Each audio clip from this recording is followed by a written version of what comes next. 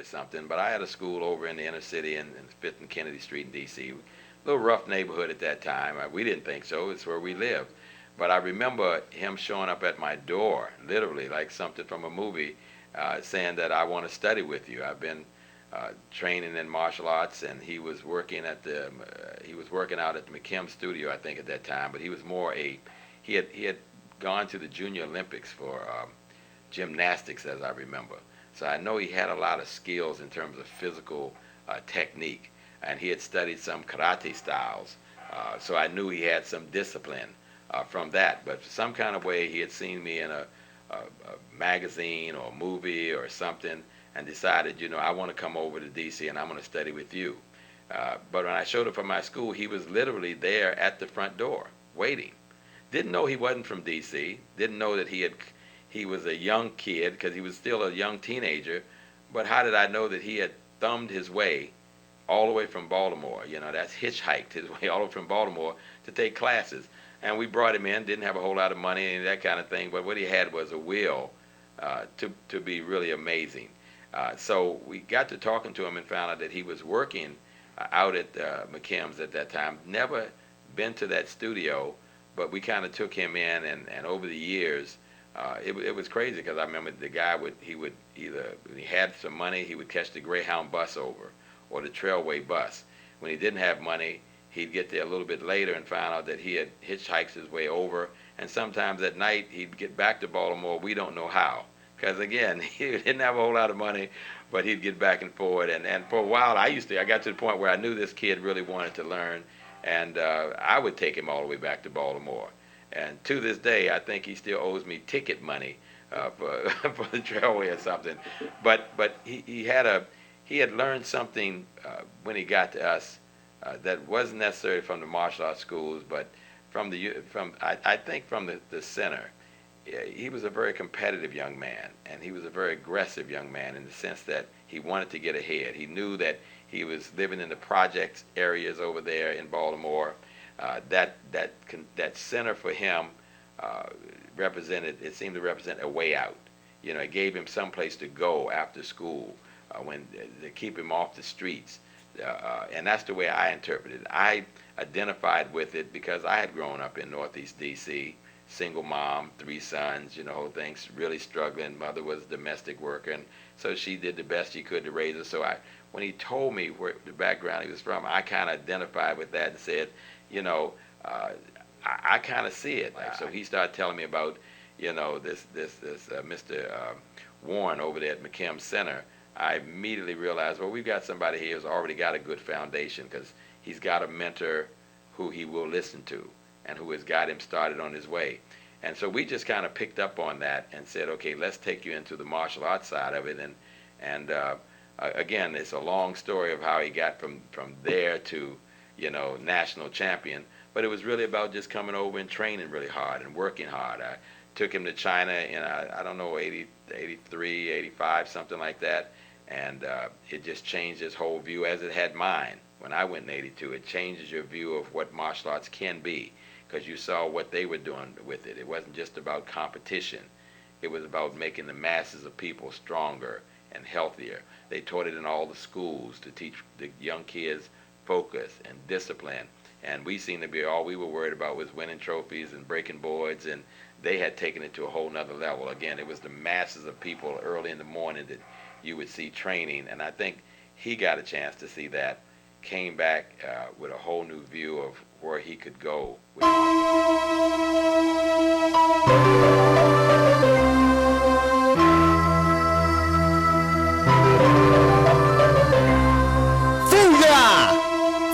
Sweet label, honestly, to a special spirit, baby. MR.Legend, baby. Just about to build the numbers in my head. Check the email, cause I gotta get paid. Then I hit the shower for about an hour. Listen to the monster fusion, so I got them power. No time for cowards, live built like a tower. Over bamboo, around the same hour. Then we hit Virginia, pretty big spender. With FS the winners, but who wants pretender? Twisted like a blender, show me sweet and splendor. Got the kids running out, t-shirt and I'm a blender. Plus we off the meters, man, hey, you seen us. Move like Jet Li, I feel like Aquafina. From the inner Hurricane Katrina. A band's kung fu, baby, yes, I am a leader. More or less, I know my credentials and handsets. Plus we got our own day, but I'm staying refreshed. Fool got legacy, the $9 billion dream. We always on the city. Fool got legacy, the $9 billion dream. We always on the city. Fool got legacy, the $9 billion dream. We always on the city. Fool got legacy, the $9 billion dream. We always on the city. From the mainstream, from Maryland. I'm ready for my close-up extended meal. We in. Hefty like an oven, and then we rolling out the vision. If you miss in the heat, we get up out the kitchen. Any money more, cause the dream by so you gotta let them go. Like some ones that rope cold, some crazy go run the road. And when the new one out with the old, I black bros too hot to hold. Play on fat like a pot gold. What's up, don't leave up. We like a fever. Where you catch us, you will never want to leave us. What's up, A&E? What's up, Rebel Magazine? What's up, inside my phone? We doing the land, we know what it is. What's up, 19Q? We make a move. Bad dudes, we won't use and let the shoes and give us and we spread out the moon. Just goes and reach to the moon. Here now, we made it. God gave us a blessing, so how we up, elevate to the moon. Fool got legacy, the $9 billion dream. We always on the city. Fool got legacy, the $9 billion dream. We always on the city. Fool got legacy, the $9 billion dream. We always on the city. Fool got legacy, the $9 billion dream. We always on the city. They come through the hip hop and divas and concepts and factors. You must explain what I am not watching. USR, superstars, they been coming hard. Got to thank the Lord, never gotta thank God. Extravagant, like I roll your frustrated traveling. State to state, ain't no need for no struggling. 2 o'clock in the morning, we be up, we be working, stay afloat. Gotta make this money, yeah, that's a certain. Shout outs to Aziz and all those that show me. So right down, Mr. Brown, work my hard to get it here. Been a foundation for a new generation. Emancipation proclamation, yeah, we rock to free the whole nation. In the vacations, we ready to roll. Sister races may occur, but she can't erase corporations. No limitations, we real and I'm strong. Put my record on, vinyl, take heed to this inspiration. Fool got legacy, the $9 billion dream. We always on the city. Fool got legacy, the $9 billion dream. We always on the city. Fool got legacy, the $9 billion dream. We always on the city. Fool got legacy, the $9 billion dream. We always on the city. This is from the State Revolution.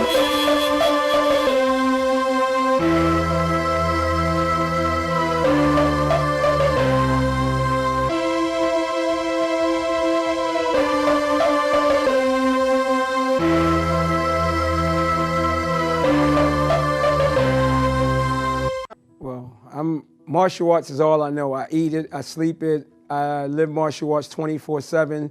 Wherever you come and see me, wherever I'm at, I'm a martial artist. I mean, it changed my life. It's my religion. It's my everything. It made me a better person. It made me a better father.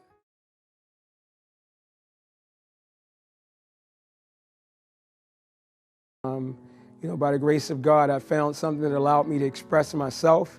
It was the creative expression of martial arts. During the time that I came involved in martial arts, people didn't know the benefits of it in the 60s and the 70s. I came into it in the 70s when it was just being introduced through Bruce Lee and the chop socky elements. And all I was doing is emulating what I seen on the stage. Daddy!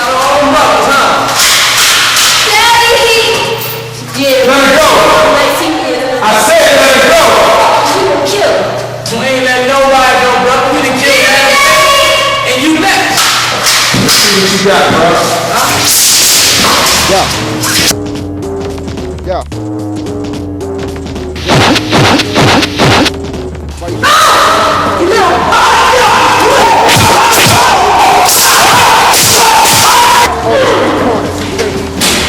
Look at respect. Let's see. Slit his wrist or break his neck. No big deal. No big deal. Come here,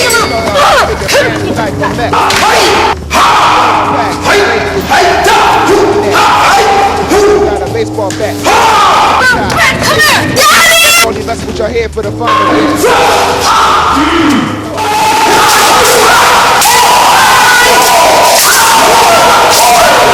Where the hell did she go?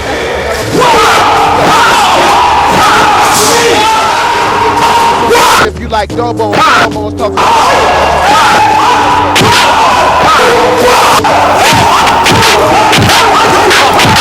You know this nigga try to put me in the institute.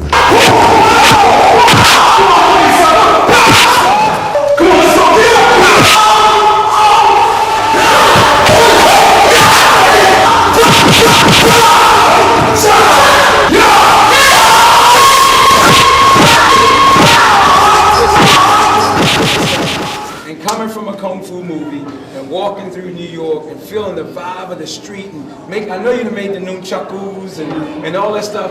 What was that culture like? I mean, even being a part of a dojo. I mean, because people look, it's like some reason they look like they think that life never existed, where there was no dojos in the inner city. There was no good instructors in the inner city. What was that culture like for you? Well, see, one thing is I explained to a lot of people that the martial arts came by way of the inner city. Okay. I mean, it came from the Orient. Yes, sir. And it was it came to this country by way of GIs, soldiers who were in the Orient, in Korea, Okinawa, Japan, who learned the art and brought it back here, right? And so where did they teach it? Not in the suburbs. They taught it in the ghettos. You couldn't teach true martial arts anywhere else. It wasn't a business. It's a business now. You know what I mean? It wasn't a business back in the day. And we grew up seeing ghetto martial art warriors.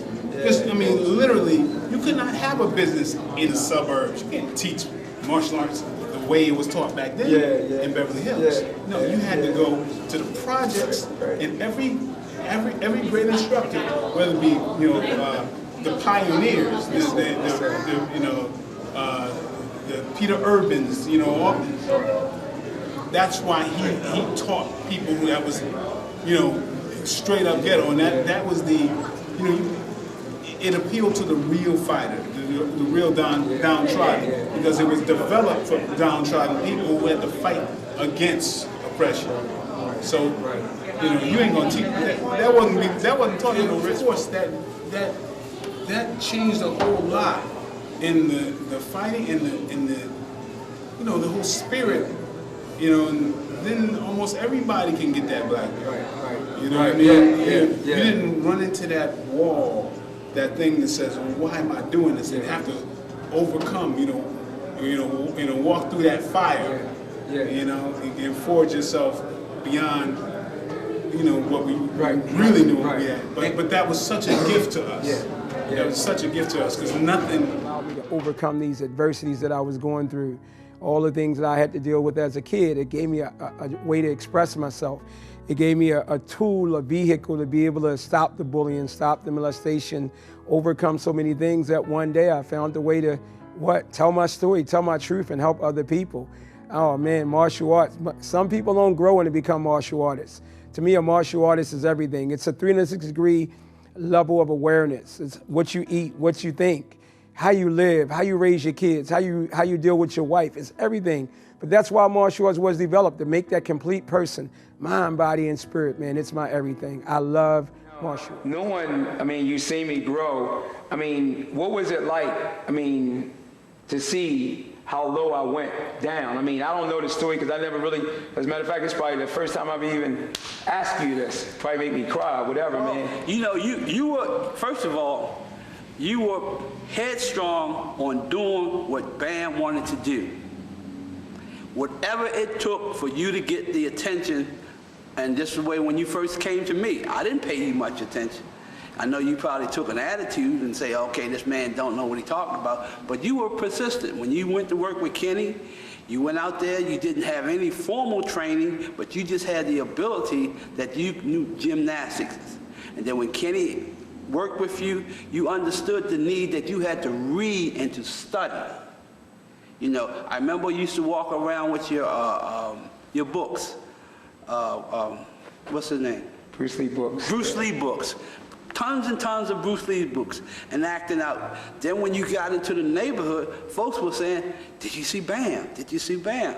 I can recall when you kind of went off track, with your situation in the drug market and things like that. But you've always kind of had that thing of respect for folks like myself and the discipline of martial art.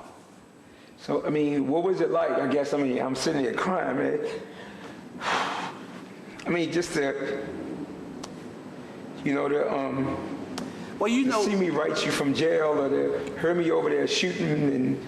Right, you know, even at your jail experience, and I've seen it happen so many times, that was during the era of time when the distribution of drugs and selling of drugs became a major industry in public housing.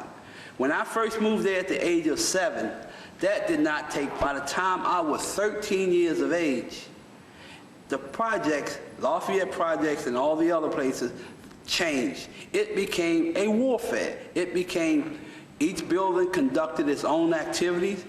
If you had one building, and I'm quite sure you had a building, you could not go beyond the 5th floor in that building because it was controlled. You know, folks were actually doing bodily harm to other folks that didn't give them that money.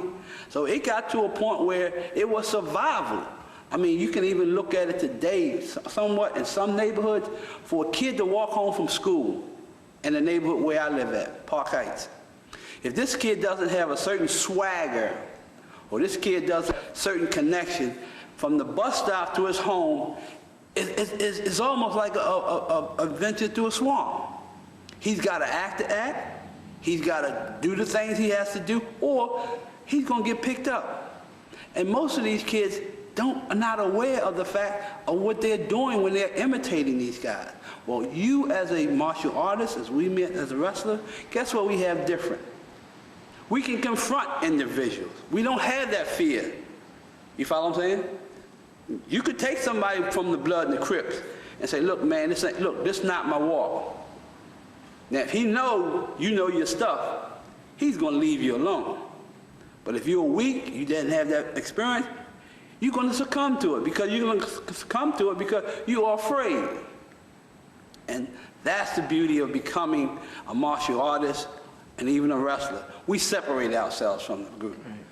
I don't never like to say this personally, but I know many of my guys and you, the drug dealers, recruited you heavily. And the reason why they wanted to come after you guys was that you were tough guys. You could handle your own. Well, since the beginning of time, you know, we talk about caveman days when they had to come out and fight for food. They had to go in their instinct in order to try to, you know, slay the animal and bring the animal back home and eat. And then when whatever negative human emotions came about, they began to battle each other. They had to naturally find a way to overcome that combative attack that they were going through. So then when we had people that begin to branch out in other parts of the world, from China to Korea to Okinawa, they had to create their own individual styles that represented their environment and their culture. When we think of Chinese martial arts, I'll use, for example, like Northern Shaolin and Southern Shaolin. You know, Northern Shaolin represents an open, wide open space for us. So, you know, people do a lot of kicking and flying and jumping, where in the Southern arts of Kung Fu, you couldn't do a lot of jumping and flying because it dealt with a lot of rocks. So those styles had to be developed for survival of the, you know, for the human instinct, but they also had to match that particular environment. And then we look at today, I mean, when we think of our particular style that we teach, it had to be adaptable for the inner cities of places like Baltimore and so forth. So that's what kind of like answers that question. Since the beginning of time up to today, you got to make sure whatever style of martial arts you are expressing or combat, it got to be conducive to that particular environment.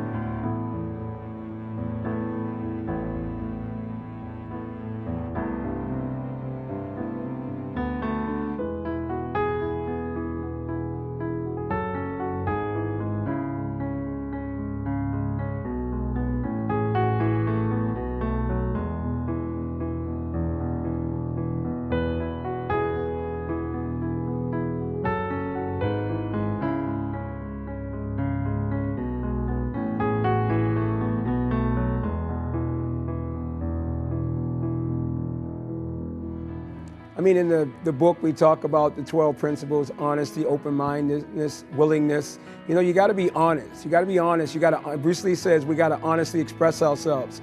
When I honestly express myself and the person I'm communicating with, and they honestly express themselves, we got to be open to be able to comprehend what's being said by one another. And then once we are open to comprehend without judgment on what we are sharing, then we have that willingness, that faith, that act and go on. And then we do a more inventory. We start investigating and understanding, okay, that truth that I discovered from this other person, how can I apply it to myself so I can learn how to express myself in a manner that gives me strength and gives me confidence. When you are a martial artist, man, when you grow to become that, it ain't something, it ain't a goal that we strive for, we just become it. It's a combination, it's a mind and body experience where it all blends together. Physical discipline that has to do with spirituality is the same. Very, very important. A lot of people in the hoods especially, and not only hoods, all of our people, underserved communities, they see that they're eating the wrong food, they're treating their body poorly, not exercising, it's a real problem. And the beauty in what you're doing, when you think of martial arts, which is mind, body, and spirit, I think it's a great marriage to empower our kids. Would you? I would say that the idea of martial arts, or the idea of yoga, or the idea of any of those things that have to do with the spirit and movement. You know, I think it's not in the Christian scripture enough about taking care of the first chakra. The first chakra is critical. You know, you got to take care of yourself so you can take care of. The beautiful thing about it, martial artists come together. We ain't worried about no style, no kick, no punch. You know, when we together, we don't even talk about martial arts. We are martial arts. We are just people coming together to connect, to rhythmically move and change the world. That's what makes it all. And when you still have a conflict with another martial artist, you haven't comprehended the principles. It's all the same. A kick's a kick, a punch, but it's that spiritual connection, man, that makes me be able to connect with a Stephen K. Hayes or a Dennis Brown, a Tayari Casella. List goes on and on. When I go in a room amongst martial artists or Bill Wallace or whatever, we don't even talk about kung fu, karate. That's so immature. We talk about the connections that we have to change the world through our expression of martial arts. And that's what Bruce Lee talks about. I'm here with Miss Shannon Lee, Bruce Lee's daughter, wonderful daughter. You all know about my life. You know if it wasn't for Bruce Lee's example, I would not be the person I am today. And it is such an honor to be right here interviewing her. You know, I'm getting chills by just standing here. I'm just a real emotional guy. I guess I say to all the kids that are out there that are struggling somewhere, that don't believe that your dreams can come true. Think about it. I'm a little kid that comes from the projects. And I'm sitting here with my hero, Bruce Lee, his daughter.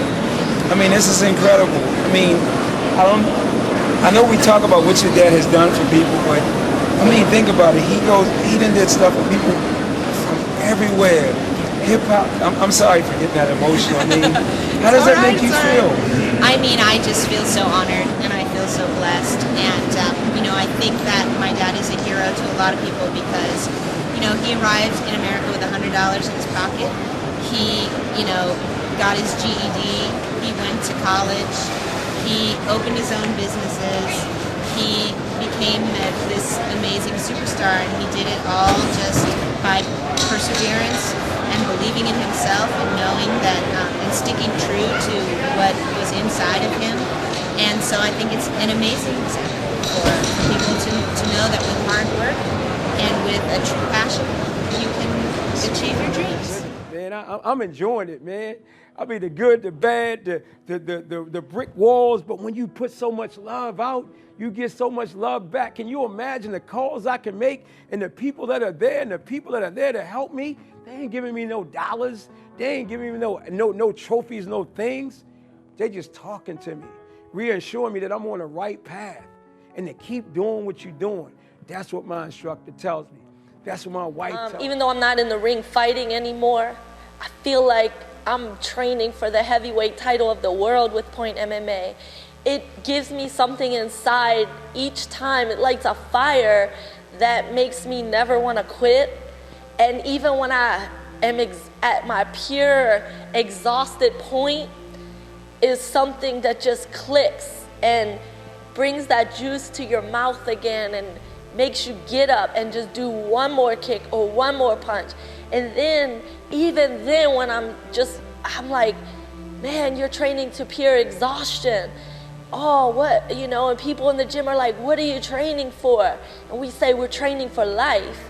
And when I'm on my knees, just like broke, my husband will tell me, will you let your son quit? Get up and do it for him.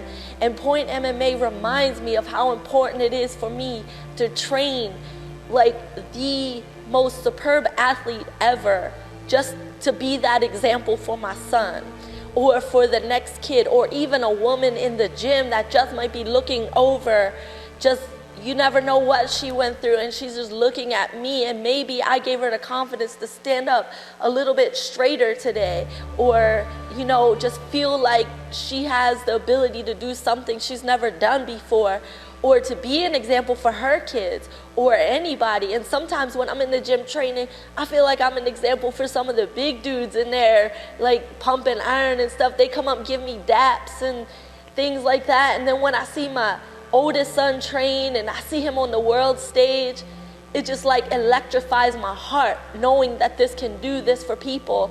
And what McKim's has done for my husband, there's an opportunity for somebody to come in and join forces with us and do it for every kid of the world. Every kid. This is an opportunity for them to save kids' lives. There's no other company out there, very few that can say, oh, we did it for the kids.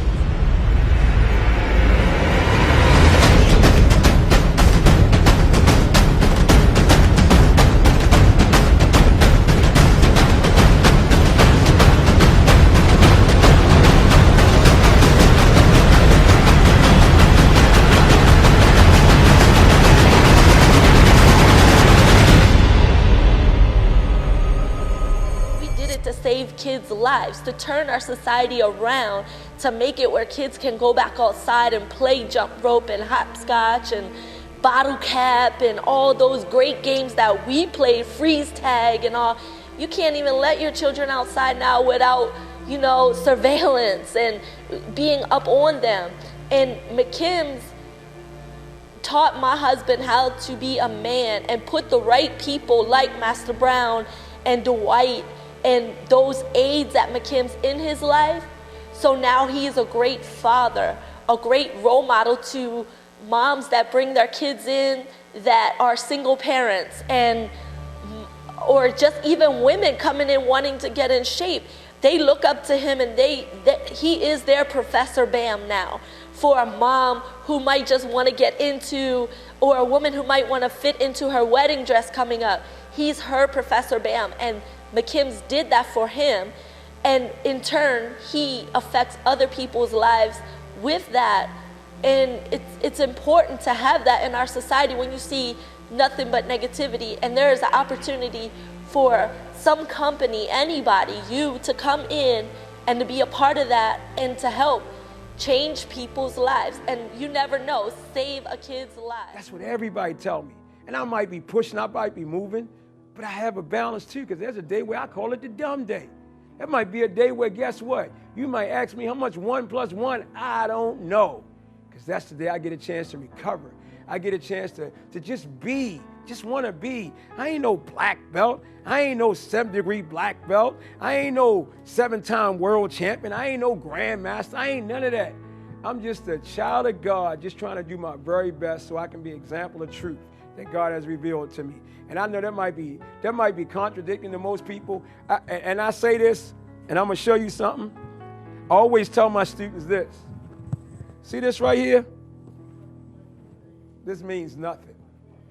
Out of respect, I wear this so I can show students that we got to have a goal. You got to set that goal, but you got to lead those results up to God, because God got so much more in store for you than what you got in your head. Belts mean nothing to me. Goals, I set them, but I let them go, man. I let them go. Man, God is good, man. Today, that's all we got. That's what's so beautiful with Point MMA. We got the sparring, we got the fitness, we got the call to action. But I just think that in our society right now, our children gotta be, they gotta be emotionally strong. Even though you're being an entertainer, everybody know that, man, this man can fight. He's a real martial artist. But sometimes people get it twisted. Because you don't want to be called master. In my school, I tell people, don't call me Master Bam. I ain't no Master Man. There's only one master. Just call me Professor Bam or Mr. Bam. But I love the art so much. I don't want to get to that point where the learning stops.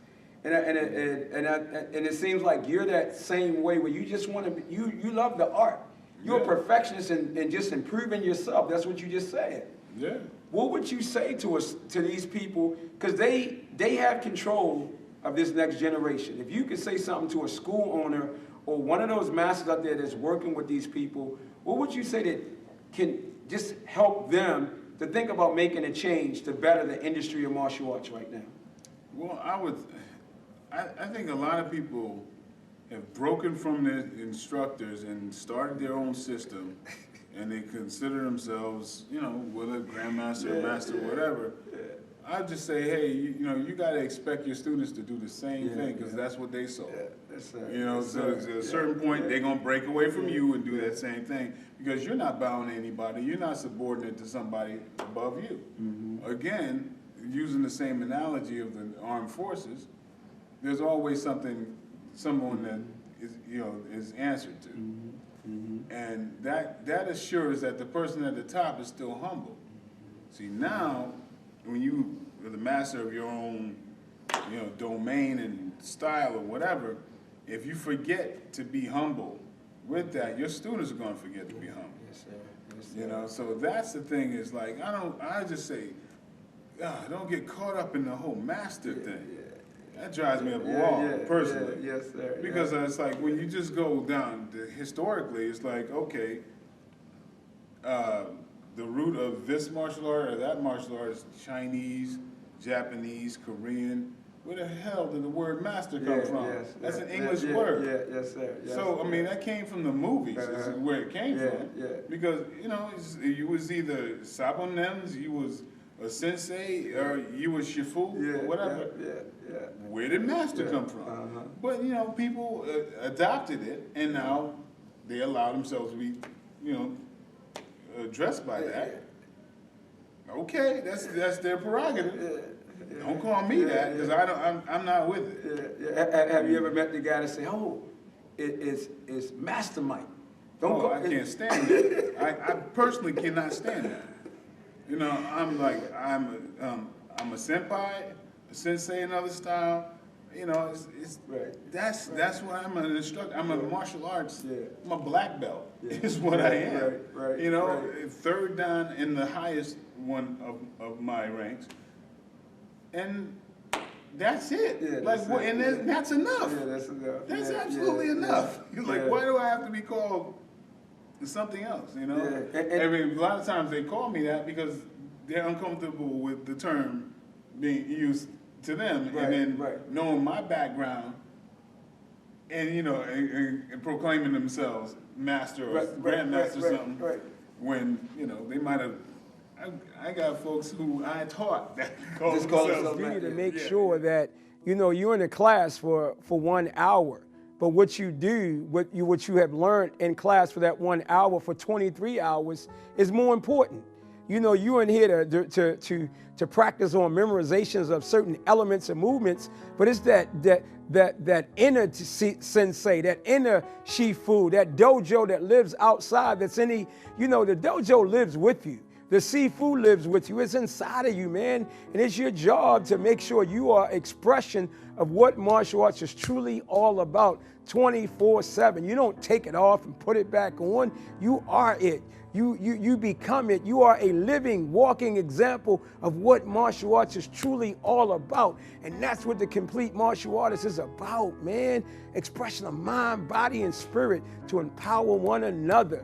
You come into the dojo and you uplift the dojo because of who you are. You put on a black belt and you uplift the black belt. None of those things make you who you are. You make those things what they are because of what you feel inside. That's what it's all about. So we have to watch out. I think we have to be very careful now that the idea that, we could make millions of dollars, we can make a lot of money, is going to take us away from doing the ethical thing, showing the martial arts in the best light and working together to allow as many people as possible to study these great life ways. I think this project is really important, allowing young people to realize people have many layers of motivation. So maybe they can trick us into doing something that's going to help them, but at our expense. The opposite would be heroic, to be heroic. Sometimes I'm going to help somebody at my own expense, but because I want to, because it's the right thing to do, and they needed a little help, and I remember a time when somebody gave me a little help that I needed. So let's try to replace that politics with just humanity, and maybe even a heroic humanity. Come on, man. How do I implement those values? I am those values, man. I cannot let them go. I am what God has revealed to me. I cannot let it go. I got to live it. I got to breathe it. You can follow me around with a microscope or anything. You will see me being the martial artist that God has allowed me to become each and every day. There is no other way to be. The reason why I get up at 2 o'clock in the morning, because I need to do the work. I need to begin to plan my work and work my plan so I can change the world. I know that martial arts is my gift, man. When I was locked up, I said something, and I haven't said it to many people, but I said one thing when I wrote to God. And when I was saying it to myself, I said, man, if through all this misery, if some kind of way I come back to martial arts, then that means martial arts is meant to be a part of my life. And every time things got bad and got hard, what saved me and helped me through that, it was the practice of martial arts. Be it write, be it read, be it practice physically or whatever it may be, man. I am a martial artist. Trying to put my life together in the book is kind of hard because I just did so many things in my life. But I like to start where just one particular day on October the 29th, 1989, I had no purpose. I was a dead man walking. I didn't care about nobody. I didn't care about living. And I stood there in a maximum security prison cell with a white sheet going through my fingertips. And I was about ready to commit suicide. And a fleeing thought just came to me, and it was my mom. And all I could think about her was in a welfare line, collecting cheese, and making one little speech to me before she died in my arms from cancer. And that was, "Bam, bam, be good." That still wasn't enough. I guess God made my little son come to my eyes, and I seen him growing up to become one of those thugs and gangsters that I thought I was in my neighborhood. And I dropped down, I begged God, please, if you would give me another chance and allow me to go back to my martial arts. I swear to you, I will never, ever abandon you again. You gave me everything since the age of 17. Mr. Kokina has taught me in a classroom on a blackboard. I was the littlest kid, and amongst all the board of directors, Mr. Kovar, Mr. LaValle, my instructor, Master Brown, demonstrating, but I took it all for granted. And when God answered my prayers, I decided to jump up in that prison cell, and I began to do push-ups and kicks every day. I began to go to the library and read every book. I don't care what it was, anything that dealt with self-empowerment, I did, because I didn't need the answers. It was already inside of me. I just didn't use them. And on that day when they released me out of jail with $20, a dream, and a vision, and believing in the unseen, I was committed to go back and get my son and relive my dreams. That 6-year-old kid who promised that he would do martial arts so he can get his mother out the projects.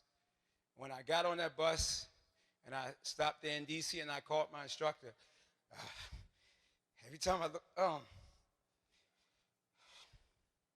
when I caught my instructor, the greatest person in this whole wide world, Master Brown, after all I did to him, he said, "Come and live with me, Bam Bam." And I said, "No, sir, I need to live by myself. I need to check in a shelter, and I need to live on the street so I can make this dream come true." And I checked in the shelter, I got a job, and I ran to Washington Monument every day, and I worked out every day. And my instructor brought me back in the school, and the school grew. And from that, every dream I had as a little kid, from being in movies and getting my son, anything that I dreamt about as a 6-year-old manifest into reality. My school prospered in EFC at the top of the all-star list. But because of me, sometimes our worst enemy is ourself. I begin to have self-doubt. I begin to question myself. I begin to look at live based on my ego. And I believe we took a drop in EFC. And even if you look in the all-star book now, you see it's like right there around 10. But it doesn't matter because I know what my purpose is. I know what my family, as John said, look at what your weakness is. My weakness is myself. And all I got to do is look and believe and crack down and begin to go in my school and know that my purpose is to make sure each and every last one of those little kids coming at school, they don't be the person I used to be. They don't have self-doubt. I make them parents feel happy, feel joyful, and remember that if I don't give what I learned from my instructor and from Mr. Kokinis right there, I mean, if I don't give it back and keep giving it back, my school will never grow. Today I know that I'm wealthy. I don't need money or nothing like that to make me happy, because all that wealth is right there inside. What I need to do is show that every time I open up the doors. And thanks to my instructor, he has given me the strength and the power to be able to do that, and Mr. John Kokinis. So I know today what my purpose is, and as John reminds me all the time, what is your purpose? And my purpose is to give back. And I guess as I put this mic down, look inside yourself. Ask what your purpose is. What excuse do you really have? Anybody in there says the economy or whatever, it ain't the economy. What excuse do you have? I was in a prison cell ready to give up. And I dig down inside myself, and everywhere from Miss Joyce Santa Maria, Mr. Deaton, everybody right there to stand up here. This is kind of like my testimony to say thank you, Master Ernie, Master Tony Thompson, everybody in this room, Master Doyen over there, and Mr. LaValle. I mean, without you guys, I wouldn't be where I'm at right now. And it's my duty to continue on and make my school a success by making every little kid. I think I can say this for myself, to make sure no kid ever be like the person I used to be. And for that, that's the greatest thing that martial arts has taught me. So thank you.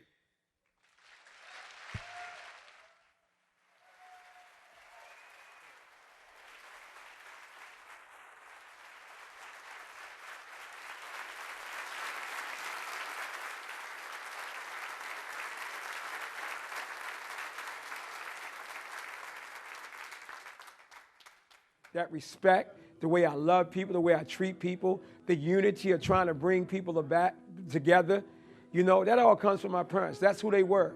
One thing people got to remember, even though people came up in the hood, and this is a crazy thing, when people say, yeah, I came up in the hood, I had it hard, the one thing that we had back then was love. The one thing that we had was caring, respect, all those things that are missing in society today. So my mission in life is to take those tools that was instilled in me from my own parents and instill it in my own students. I didn't learn that in martial arts. I know everybody might say it, and I might get in trouble for that. But wasn't nobody talking about no discipline, no respect in martial arts. When I came up into martial arts, come on, man, some of that stuff was abuse. Some of that stuff was like cult following and all that stuff, man. When I came home from jail, that was the other thing that everybody got to recognize. I said, when I come back, I ain't going to be enslaved by no master. I don't care what you say. I don't care what title you got. I don't care what country you come from. You ain't no better than me. You just happen to be specialized in a specific art. But the truth of the matter is, come on, man, Bruce Lee say it. Come on, man. How can somebody take away your freedom of expression? Nah, man. Everything that I do is about showing self-love, self-respect, and even if you claim to be a master of whatever, if you show no respect, you don't deserve to be respected. Go to the streets and try to do that. That's just the other side of me, because some people abuse that in the martial arts, man. My parents showed me that, no, you go in that dojo, you show them kids how to look at you in the eye, talk to you in the eye, show respect, pay attention, do all the things that my dad always told me. I don't care if he was drunk or not drunk. He said, always say thank you. And I say to every kid, always say thank you. Cover your mouth when you yawn. Things like that's missing in our society. I'm on a mission to make sure that when you come to our school, you're going to represent all those things that I came up with in the hood. I'll say it to you again, in the hood. So people that are watching this and you're listening, believe me, I understand the pursuit of heart. I understand, coming from the other side of the tracks, whether you're coming from the projects and so forth. I've been there, done that. And so my family's been working with high-risk kids since I can remember. And high-risk kids means, single-parent kids, they're coming from kids that they only come from one parent, and they're out in the street. Right. And in this, they have no guidance. Right. But I tell you, the power of having a knowing, and the risk people cared. And for me, I was angry at me. Really, that's what made me angry at the whole world, because I was angry at myself.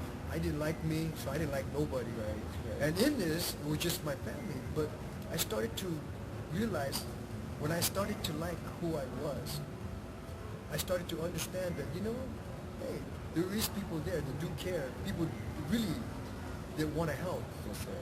And this is where my family came in and started helping and working with these kids. But there is heroes out there. And if you only taste bitter, that's all you know. The moment you start to taste honey, now you have choices, because we all have choices. And this is the frame of thinking. Just remember one thing. What controls your mind controls your body, which houses your spirit. So therefore, if you put anger in your head, that's what you see, and that's what comes out of your mouth. But if you put love for what you do in your head, then that's all you see is nothing but love, and that's what comes out of your mouth. The art gives you exactly that. It teaches you not how to live your life, it gives you tools so you can live your life. And so, men didn't care.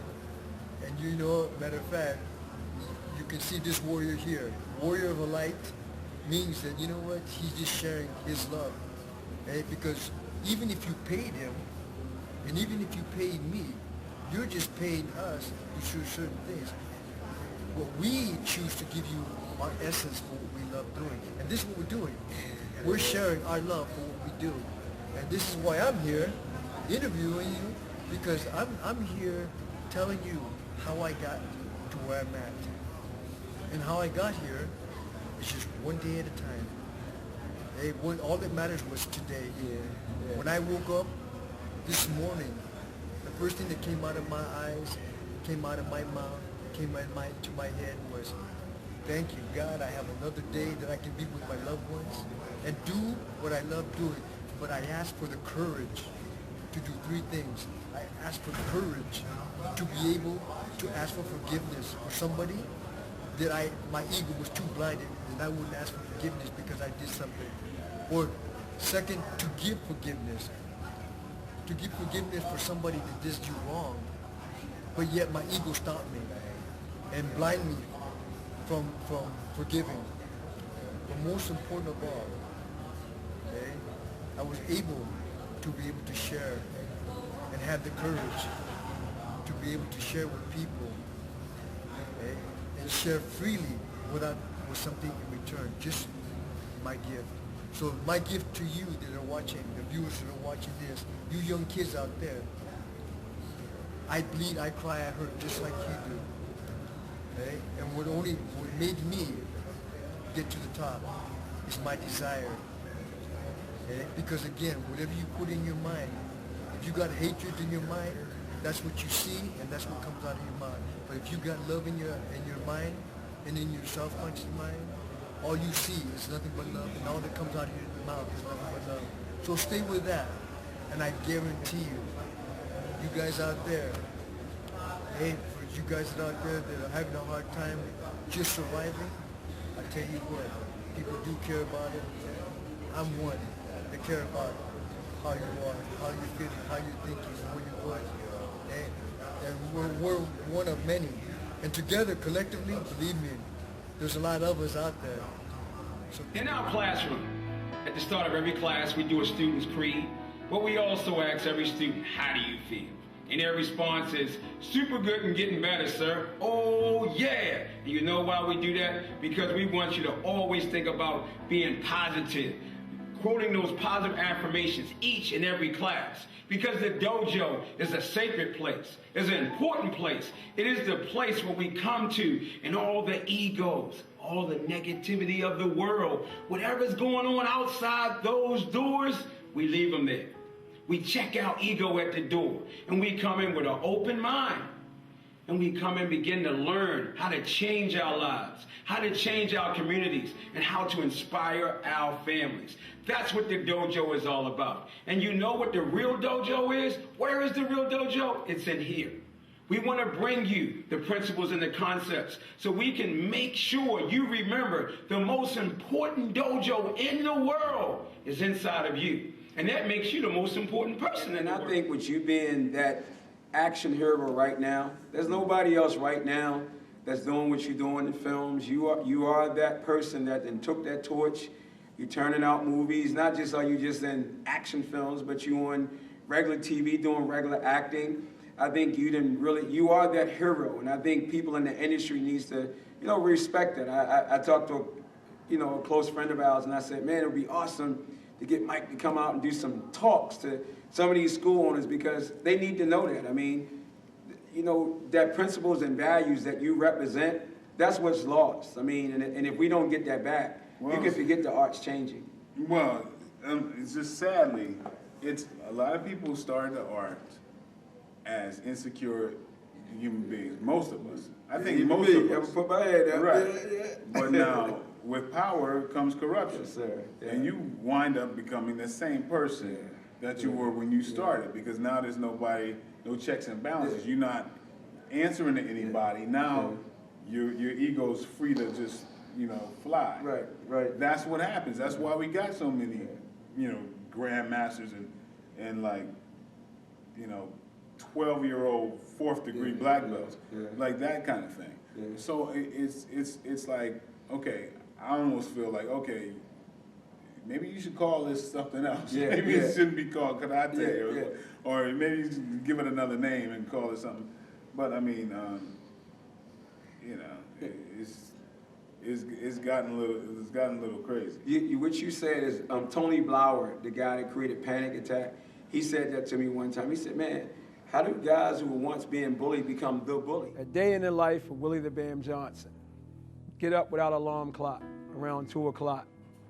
Motivated, inspired, empowered, ready to go and talk to God and write to God and thank God and read and begin to become a better person and correct my wrongs and ask God to take away my shortcomings and my character defects and plan my day and work my. If they ain't gonna let you do it in the United States, you're gonna go to Italy. You're gonna find a way, right? I don't think they ever stopped me from doing in my life. You know? Okay. I always had a plan in my life. Everything that I have done has been by plan. So when you plan something, it's kind of hard to stop you. Because you already got it organized. By the time it gets to them, you're already in motion. So that's why you have so much longevity. A lot of guys just like going through the motions. They're not. A guy said, plan your work and work your plan. That's what you're saying, right?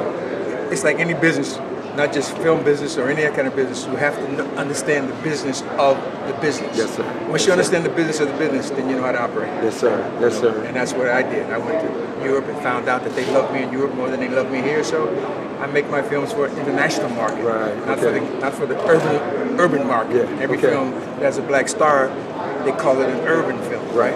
So I get away from that thing by making my films international. Right. And I say, because you being an inspiration, I know I be joking, but you know, that is dear to my heart, because as a kid coming up in the hood like many other people, seeing 3 the Hard Way, seeing Hell Up in Harlem, seeing you, it was an inspiration. And even again, to be here talking to you, I say that from my heart. I mean, it shows a kid that it's truly a dream come true. And the call to action, to have you come down tournament and be a part of that, that was why we created How Can We Provide Information and Opportunity for Another Generation. Don't just have to be urban, but anybody wants to. I think it's about a plan, man. I didn't get into the business to be an actor. Right. You know? Okay. I got into business to make a point. Right. First of all, that black films and black people are marketable. Right. So Hollywood didn't know that or didn't really care about that. Right. So I got into the business to show that I could be a stand-up black man without being funny. Not that I'm not funny. Right. Yeah. You are funny sometimes. No, don't ever say that. Yeah, I mean, you know what I'm saying. With a comeback, right? Gym and work out, man, and then guess what? My computers never go off. Whatever creatively come, I create. Whoever I want to reach out to, I send texts. I'm communicating and talking. And then you know what? Before 7 o'clock, I'm ready to serve food to my kids. I'm ready to give my wife my undivided attention, because whatever I was doing cannot overlap with what I got to do now to give to my family, to make sure I can sit at that kitchen table and make that oatmeal for my little son. And when my little sons wake up, man, and they like, Daddy, oatmeal, Daddy, oatmeal. I ain't distracted by nothing else. I ain't doing no work. I'm just serving them. And then the day begins, man. The day of the life of Bam is just living life on life terms, doing my very best, making sure I don't put anything out there bad, making sure my intentions is to empower a person. When somebody do something bad to me, I do whatever I can possibly do to show love, man. I know that sounds crazy. I tell people, you know what? One of the things in Bam's life, I'm going to give you one spit. I'm going to give you one disrespect. If a man come up to me and say, I hate you, I'm I'm going to give you that one. I'm going to let that one go. But I ain't going to give you another one. But guess what? I ain't going to put myself in a situation where you can give me another one. And that's going to mess you up because I'm going to keep on showing you empathy. I'm going to show you love. The highest level of combat is empathy. How can you take that one man that want to kill you and make him your best friend? If you've been through the trenches that I've been through, so deep, so low, in jail or whatever, guess what? You learn to show empathy towards a man that want to kill you, and guess what? He become your best friend. That's what the real warrior mindset's all about. And a lot of people, we talk about violence, we talk about, because even from a martial arts standpoint, we talk about, well, I'm gonna show you how to break this person up. I'm gonna show you how to choke this person up. I'm gonna show you how to kill this person. But damn, they forgot the possible incarceration. Ain't nobody showing anybody how to prepare for the possibility to go behind those prison walls. What is the consequences of ending up behind those prison walls? You refresh me. You know, I've spent long enough in federal penitentiaries that if I had done this when I first went in, I'd be able to fly. And everything that you encounter in a federal penitentiary is ugly and devastating. And you run into all different kinds of people, as ornery, as brilliant as anybody you could name, but they got a kind of mentality that exists in the penitentiary that is separate and aside from every place that I have ever been. It's like a balance. Everything balances off. If you call another man, not male, if you call another man a rat, gay, or anything out of his name, trust and believe, one of y'all gonna die. Maybe not that week, maybe not that year, but because usually both of you have got the kind of sentences that probably are never gonna get out of there, he watches and waits until the day that he got you at your weakest possible opportune moment. And there he comes with only one thing in mind: I'm going to kill this guy. So that's, I say to everybody that I come in contact with, it's nothing more priceless than this. And you got to be the message that you send, because if you disrespect another person in the places where I've grown up, again, one of y'all.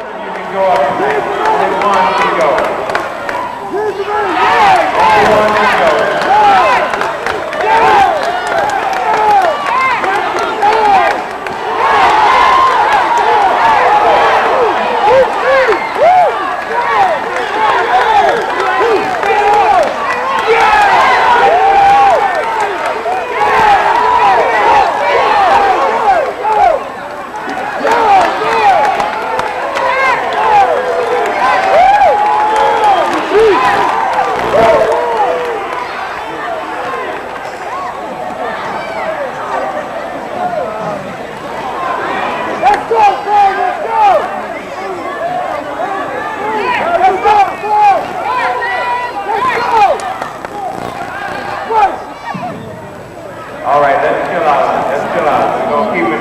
Let's keep it sportsman-like atmosphere. Let's work. Let's cheer. Let's root. Let's go, bro. Let's go. Let's have a good fight. Good fight.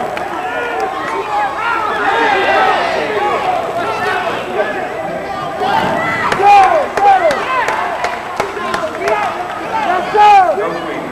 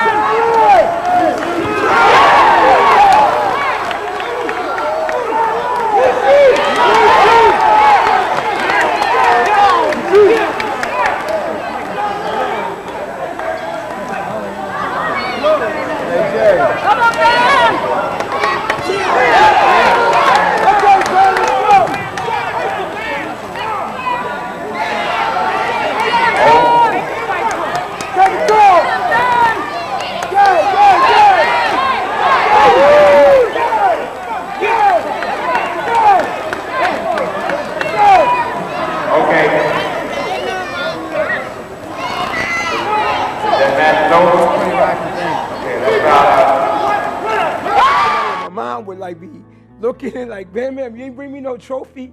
I was like, Ma, I ain't win none today, Ma. And I would see her face, Bam Bam, where's my trophy? And I say, Sight, here's the trophy, you know? If I had to go through what I had to go through for those rewards to happen with my mom and for my dad to come and see what I have achieved because he was the best that he could be, I wouldn't change nothing about it. Who would ever think that my dad would be so happy and celebrating when he just keeps saying, look at you, Bam Bam. Look how hard you work. Man, to most people that might be contradicting because you might say that man did so much to you, but that man loved me. That man did everything it's because of that man and because of my mom and because of everything that I learned to love me and be the person I am. And guess what? I become the person that they wish they could have been. And that's what I do with my kids, man. That's what martial arts is all about. You don't beat another person down. You don't talk bad about another person. You take and you be the truth that they could have been. They didn't mean to do it. They just did their very best. And when you do it right and you so true, those people will change. Zaria, you looking for me? This is like where my husband came when he was homeless. And just, you know, just nice. I met somebody in there that's part of an organization called Flow. And I'm definitely going to be reaching out to him to do more work. Sometimes, you know, we go through things in life like my husband being homeless to come back and be able to give back to people here at the same spot where he had to beg for food or shelter or clothes or gloves to keep warm, knowing that my children and our students put together these bags to help these people, you know, just have some gloves when it gets cold or some toothpaste in their mouth when they wake up in the morning. And just to know that my husband went through this exact same thing at this exact same spot and to be able to come back and to help people is a true blessing. My dad, an alcoholic, seeing him drink all the time, you know, my mom on welfare, you know, food stamps, cheese line, you know, the whole 9 yards of the inner city. You know, the drugs, the drug battles, the dark stairways. I mean, my mom was handicapped, seeing how people laughed at her and talked to her about behind her back. You know, it took me some time as a kid where I was ashamed of my mom because she didn't look like everybody else's mom. My mom, you know, when she gave birth to me, the story told me was that my mom carried me for 13 months. She's supposed to die. And, you know, when I was born, my grandma and them had to, like, nurse me back together by putting me in the zinc and do their own little, you know, down country remedies to save me and her. And after I was born, my mom always was in the hospital. She always got operated on. As a kid, I think I recall my mom always going to the hospital being operated on every year, you know. And, you know, she couldn't hear it. She was hard of hearing. So people would laugh about her behind her back. And, you know, when she would go and collect her welfare check or her Santa Claus Anonymous, you know, things, you know, yeah, it was embarrassing. It was, sometimes I would walk on the other side of the street because I didn't want to walk with my mom because I just thought my mom, I didn't know what she should have been. I just thought that I was embarrassed because people was laughing at her and whatever. But the one thing I can say, when I began to realize my gift with martial arts, man, I remember the one time, man, when my mom got stuck on the elevator and I was in the house asleep. And she was crying out, you know, she said, Bam Bam, help me, Bam Bam, help me. And I ran out and I ripped that elevator open. And I stood over top of the elevator and I said, give me your hand, man, give me your hand. And I pulled her up and she hugged me. And I realized that changed me because then I began to accept my mom. I began to love my mom. I began to be proud of my mom because I began to understand her situation and all the things I did. Everything I do right now, man, is for my mom. The only reason why I wanted to use martial arts to get out the projects, the only reason why I sold drugs is because I wanted my mom to have the best life. But my mom didn't want me to sell drugs. My mom just wanted me to be the best person I can be. And my wife say today, she said, if your mom was alive right now, your mom would be living with us. And that's the truth. My mom, my parents are everything, man. I say to any kid, anybody out there, man, you only get one mom. You only get one dad. You better treat them right because if you never felt that feeling to have your mom die in your arm, to make their last breath in your arm. Everybody wish they had a parent. You better respect it. We got a kid like struggling right now, not feeling a sense of hope or opportunity to go forward. What would you say to him, knowing that there's so many kids look up to you and want to be like you? First of all, I would tell a kid to do what he loves. Now, I always say that, but what do you really love? Think about it. Before I walked in and saw that Carl Canal was making clothes, I didn't realize I could make clothes. Now, if you like video games, you know there's programmers that make that get paid millions of dollars. If you like sports and you're an athlete, but you can't play it, every single athlete has at least 10 to 15 people around him in the background, not his entourage that works for the NBA, ESPN magazine, trainers, everything else, that basically are the reason why he exists. So don't always look at those one or two and don't think you can't do it. If you like driving cars, then you can be a technical engineer. So you have to understand that anything you love to do, you can do it because somebody's doing it. Bam Johnson came from Baltimore streets to become the U.S. Open men's martial arts champion. What it is for an opera singer to perform at La Scala and a painter to be hung in the Louvre, it is for a martial artist to visit China. Willie is just back from a month there, working and training with the best of the best. China was a dream come true for me. It was like all my life I wanted to be better than Bruce Lee or someday meet Bruce Lee. But this dream was better than meeting Bruce Lee because I went to the fatherland where martial arts was created. But Johnson learned more from his journey than refinements of technique. I had moments of going to China, man. Who gets a chance to leave from the hood to go to China? But I still was not able to live with me. I was not able to accept me for who I was because I thought it was more out there than what was inside of me. I hated me. I didn't like me. I couldn't love me, you know? And jail allowed me to be able to love me. Jail allowed me to get to know me. Jail allowed me to become my best friend because I couldn't run from me anymore. And that's what I say. I just want to learn to love me. And that's what it did. I mean, I can't blame alcohol and drugs and none of those things for what happened to me. I got to blame me. I made a choice. I had a free will. I made a choice to find an easy cop-out by getting high and picking up illegal substances and trying to get by in life. And I'm going to say that it was a cop-out. I wasn't hard. I wasn't tough. Anything I used that changed my mood, or anything I used to find an easy way out, come on, man, that don't work, that don't last.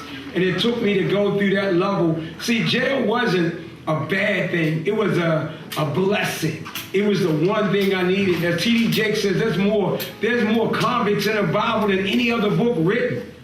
I had to realize that when I was reading about Moses and all these people, it made me to realize that this was okay. God had to put me in a place where I can only surrender and come true to what God can say to me. And then I listened to God. And guess what happened? I learned how to love me and express me, and I'm constantly on a journey of constantly trying to discover the person that God was. Like you said earlier, if you can't express it from within, it's kind of hard to bring it from the outside. Let me give a street word where everybody can relate to. One of the most phenomenal things about martial arts is the word energy. And rhythm is sort of the drum beat of that thing called energy. And if you don't learn to connect to that passion, you can't move with energy. If you don't move with energy, you can't move with any conviction. If you don't know how to commit to that conviction, you're not going to be able to touch your opponent and be able to convince him. I call it like the 3 C's, you know. Commit, conviction, convince. But again, the key word here is energy. Rhythm is that energy. See, it's a way of expressing it. Einstein said, life is about taking energy, converting it to matter back to energy. And like the word love, energy is the only thing in the universe that you can't destroy. I never wish to shut the door on my past. I'm blessed.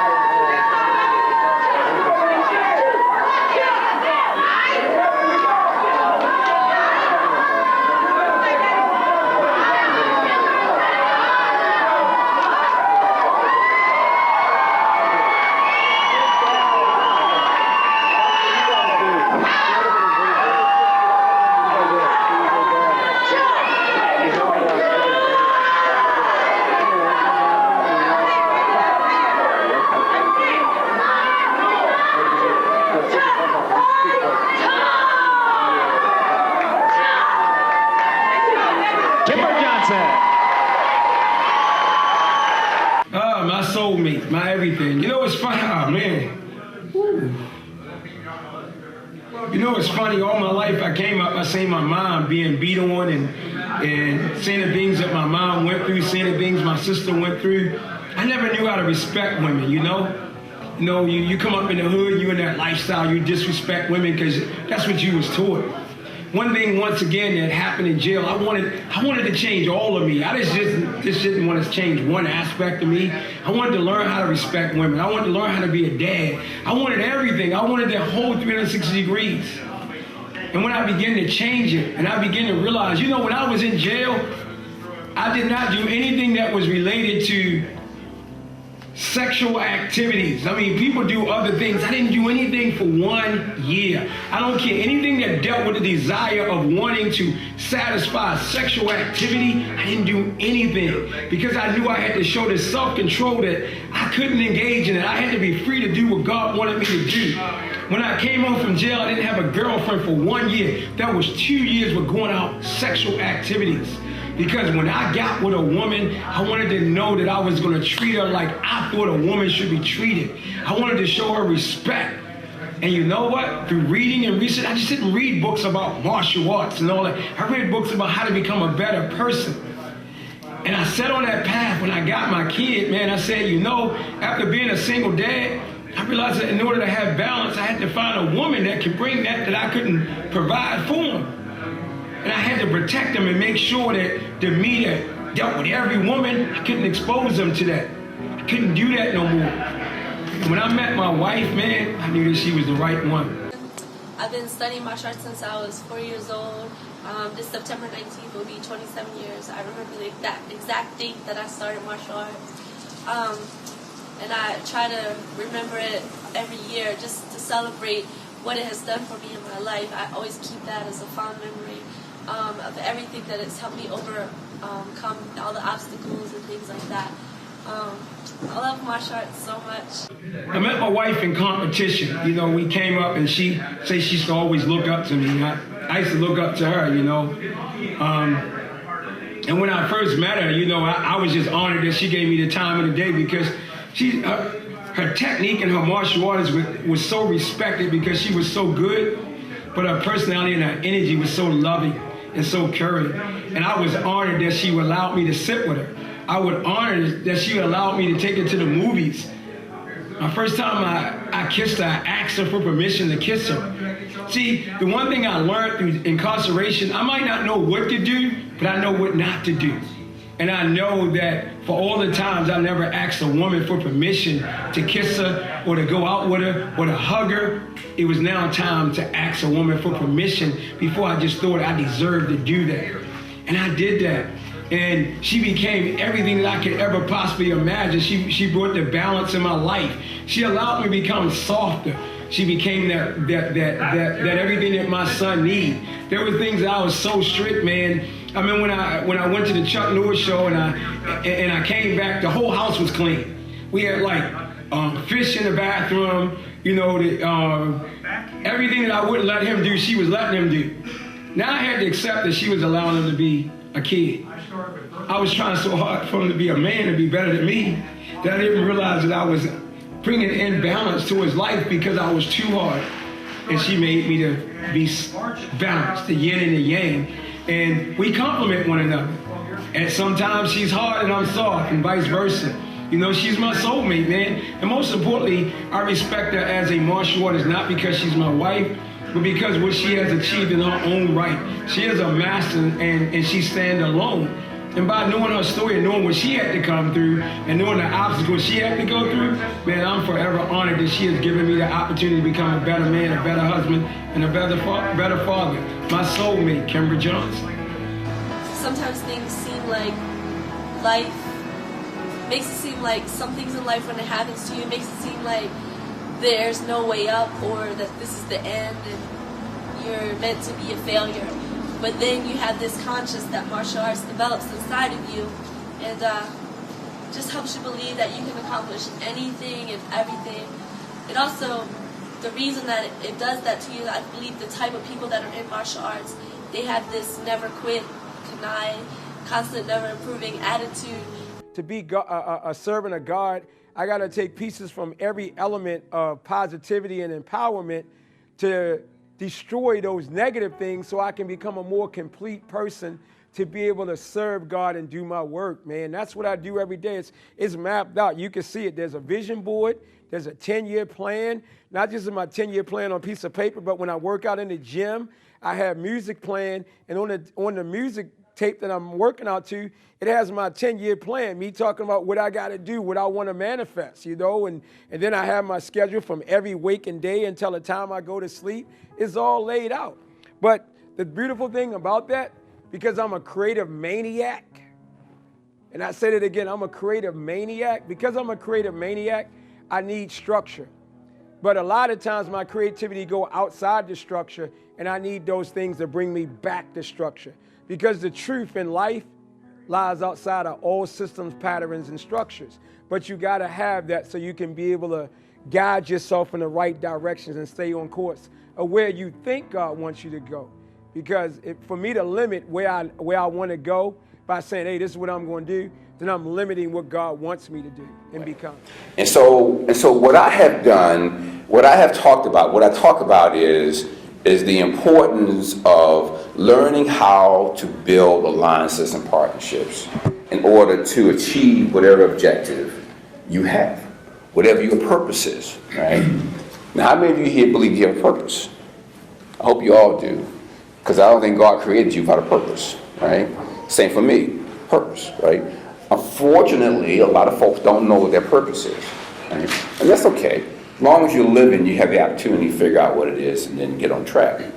But whatever your purpose is, what I'm suggesting to you is that you will have a greater probability of achieving it if you figure out how to build alliances and partnerships with people and organizations to help you get there. Something in you that God gave you. There's an idea, there's a solution to a problem, there is a different mindset that you've been given that is your seed and my seed to do great things, to build wealth.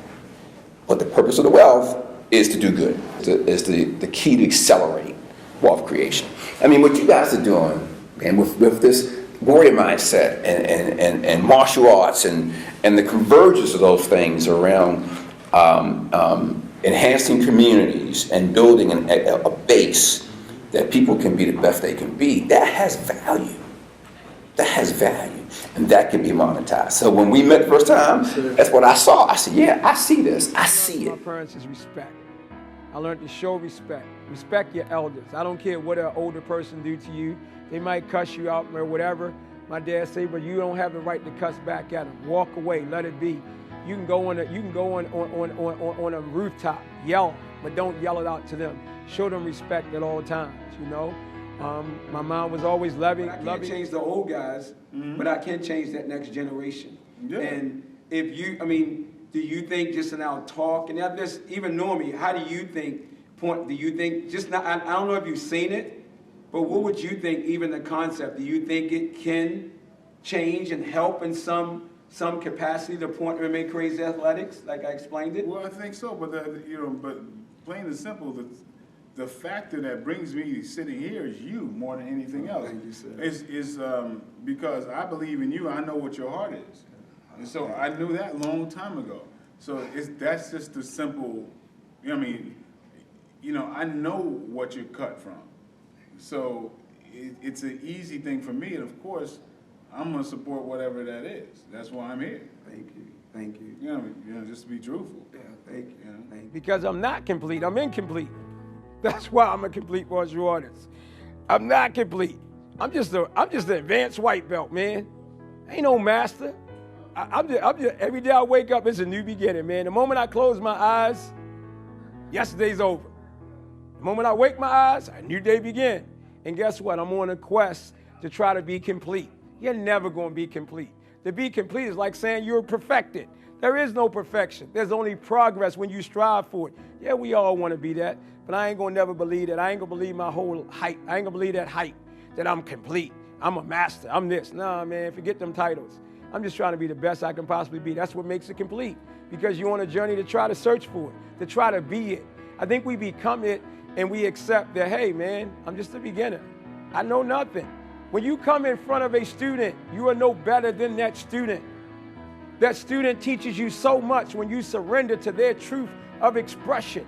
You get a smile on your face. But those who can't handle that because they want to control something, what they do, they get mad and angry and make people do push-ups or kick people out of school. Nah, guess what? I want to find a way to connect with you because all we want is harmony. When we got harmony and rhythmic flow, come on, man, the world is a great place. Have you ever been, it's like being in a good sparring match, man. Y'all going at it, man. Y'all hitting each other. Y'all banging each other like, wop, wop, wop, wop. But when it's all over, it's like, man, thanks for that workout, man. It felt so good because we had such a connection, such a rhythmic flow, and you can't even explain it. You can't even explain it. That's what a complete martial artist is, man, because you incomplete.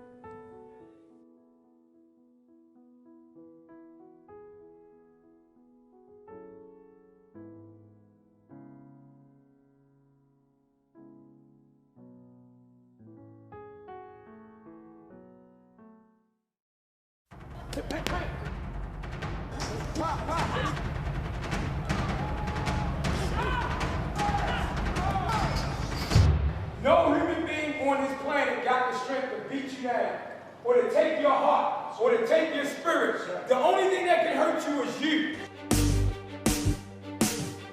Suck it up!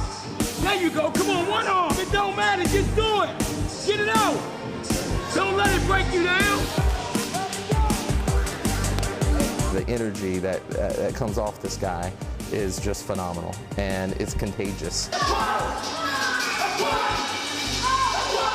When you come here, you leave behind everyday worries. You know, the frustration at work. Not every day is perfect, but when you come here, you know, you leave everything behind.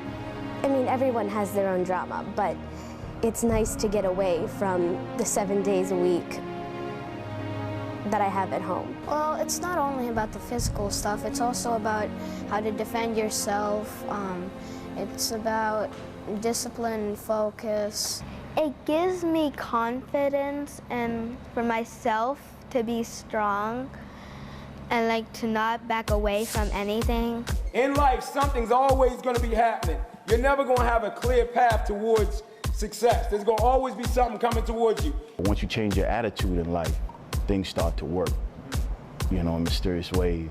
I feel strong, I respect myself. Yeah, I feel like brand new every time I walk out of here. I love that I came to Bam's Kung Fu. If it wasn't for my dad, I probably would still be overweight and not happy. Because the girl's not going to be hitting you on the street, the guy is. Harder! When you hear the word, the BAM, it goes beyond just the energy. It goes beyond just WMAC master. It goes to a great father. It goes to a loving husband. It goes to all those things, the things that I strive to one day be. Go, punch! Yeah, scream it out. Scream! He is just the embodiment of what a role model should be. Don't you quit. Don't quit. Come on. Come on, Mr. Marvin. You know why I'm here. I don't think they know how much they mean to me and Seth. Me as a single mom, he doesn't have a male to look up to in the household. And so when he comes home and he says, you know, Professor Bam told me I was a champion today. Come on. It means the world to me because he has someone that he can look up to every day when he comes into the school and say, I want to be a man just like that.